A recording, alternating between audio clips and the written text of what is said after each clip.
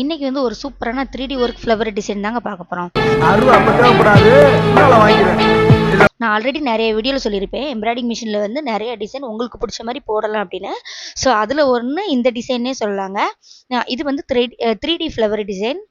இந்த டிசைன் எப்படி இருக்குன்னு ஃபைனலாக பார்த்துட்டு மறக்காமல் கமெண்ட் பண்ணுங்கள். 3D டிசைனில் இது மட்டும் இல்லைங்க, இன்னும் நிறைய டிஃப்ரெண்டாக சூப்பர் வீடியோஸ்லாம் இருக்குங்க. ஸோ அது தெரிஞ்சுக்கிட்டோன்னா நம்மளுடைய சேனலை மறக்காமல் ஃபாலோ பண்ணுங்கள்.